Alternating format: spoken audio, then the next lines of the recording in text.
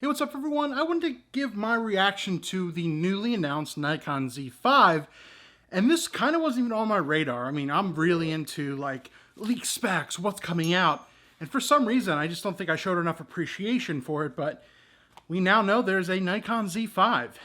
Let's talk about it. So I'm not gonna go too crazy into it because I don't think there's a ton to talk about necessarily, but I do think it's an important camera for Nikon to have made and to come out with. So essentially, this is going to be a $1,400 body-only priced full frame mirrorless camera. And the one big thing with this is that Nikon already has an entry-level mirrorless camera, but it's with a 20 megapixel crop sensor. That is the Nikon Z50. And that's about a $900 camera, going with a lens, almost $1,000. And I feel like that camera kind of didn't have a place. Yeah, it was an entry-level camera to get you used to the Z6 and Z7 line, but now you have this newer Z5, which would have came out if they never made the Z50. And I think it's well served for what it is, and the Z50 is kind of just irrelevant. And the reason I say that is because this Z5 gave a lot of features that the Z6 and Z7 didn't have, and the Z7's been kind of written off from most regards, and the Z6 has been one of the most popular cameras for Nikon, and righteously so. They finally got into the mirrorless line more instead of their early J-type cameras that really didn't do that well, and now they're in it. So this, I think, is a huge step for them.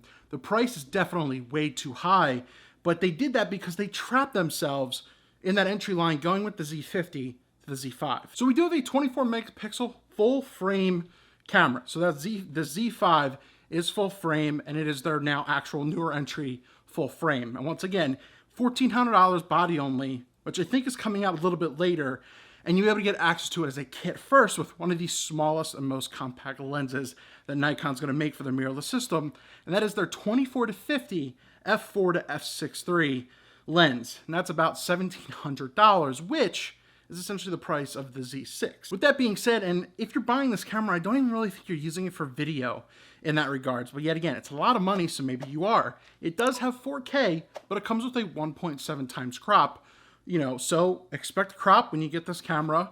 Full 1080, you'll be absolutely fine, which I think majority of the people, whoever uses this camera, will most likely shoot that anyway. But it's key because it also has 5 stops of in-body image stabilization. And I think that is huge advantage to get something in the entry-level line.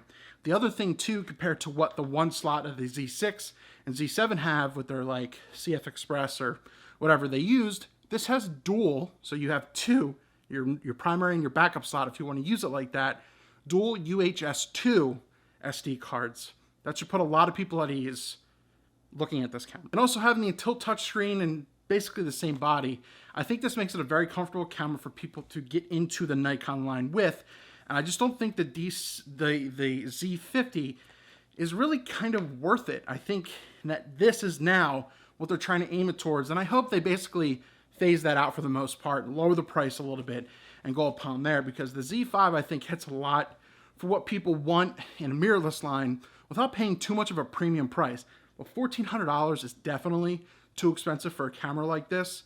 I mean, you can even look into a Canon RP at this point for around the same price and everything. So just think of what's out there, what the limitations are.